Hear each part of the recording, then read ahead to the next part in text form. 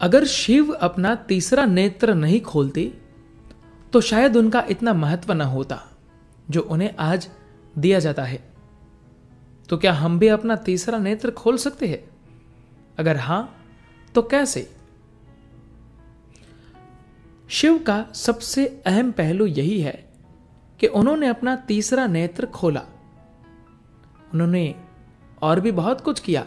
वे नाचे, उन्होंने ध्यान किया और 2 बार विवाह भी किया। यह सब ठीक था, पर हम उन्हें इसलिए याद करते हैं क्योंकि उन्होंने अपना तीसरा नेत्र खोला। हजारों सालों बाद भी हम उनके आगे सिर झुकाते हैं क्योंकि जानने का कोई और विकल्प नहीं है। जानना यानी मुक्त होना। जब तक आप अपने बोध को वर्तमान सीमाओं से परे नहीं ले जाते, तब तक जानने का कोई और उपाय नहीं है।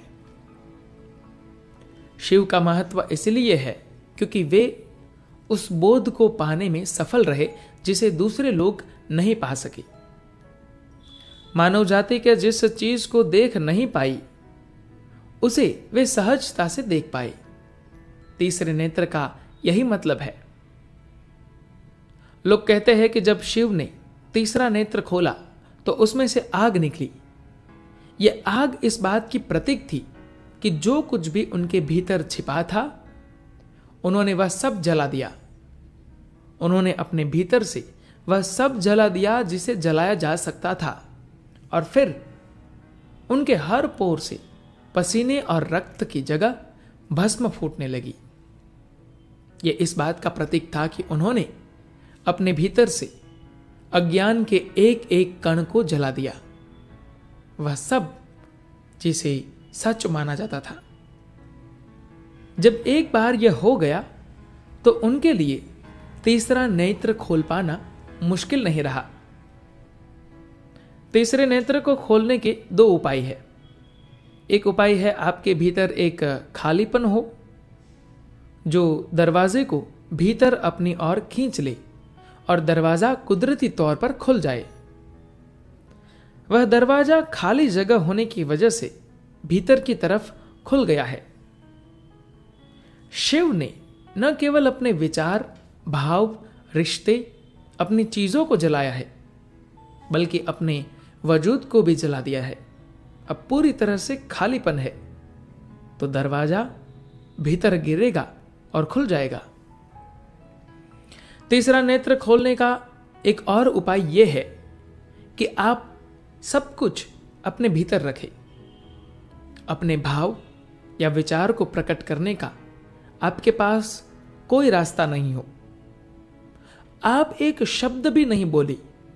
आप देखेंगे कि अगर आप 4 दिन चुप रहे तो 5वें दिन आपका गाने का मन करेगा। गाना नहीं आएगा तो भी गला फाड़कर चिल्लाना चाहेंगे क्योंकि आप अपने भीतर को खाली करना चाहते हैं।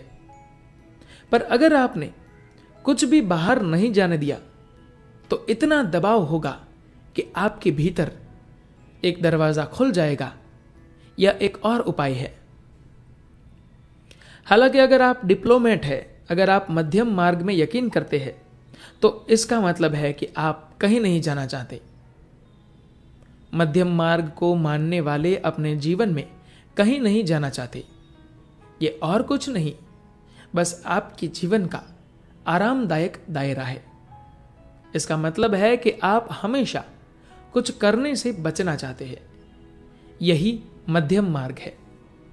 यह आपको कहीं भी किसी भी दिशा में नहीं ले जाता और कुछ समय बाद इसे सोचना भी बेकार हो जाता है। मान लीजिए कि आप सड़क पर चल रहे हैं और अचानक एक बड़ी चट्टान सामने आ गई। इससे पार जाने के 2 ही रास्ते हैं। एक दिशा में बाघ बैठा है, दूसरी दिशा में आग जल रही है। अगर आप मध्यम मार्ग अपनाते हैं और चट्टान पर चढ़ते हैं तो केवल व्यायाम ही होगा, आप कहीं नहीं जा सकेंगे। तो या तो आप बिल्कुल खाली हो जाए, खालीपन की ताकत इसे खोलेगी, या अपने भीतर दबाव बनाए तो वह दबाव इसे खोलेगा। ये 2 उपाय है। पहला उपाय बेहतर विकल्प है अगर आप दबाव बनाकर दरवाजा खोलेंगे तो यह कल बंद भी हो सकता है। कोई दूसरा भीतर झांक सकता है और आप भाग सकते हैं। यह अपने आप में दुखदाई होगा। एक भी भाव या सोच को प्रकट नहीं करना, एक शब्द नहीं कहना, मन में उठ रहे मत या विचार को नहीं कहना, यह आपका विस्फोट कर सकता है। पर अगर आपने हर चीज को संभाले रखा तो तीसरा नेत्र खुल जाएगा। हालांकि अगर आप डिप्लोमेट है, अगर आप मध्यम मार्ग में यकीन रखते हैं, तो इसका मतलब है कि आप कहीं नहीं जाना चाहते। मध्यम मार्ग को मानने वाले अपने जीवन में कहीं नहीं जाना चाहते। यह और कुछ नहीं, बस आपके जीवन का आरामदायक दायरा है। धन्यवाद।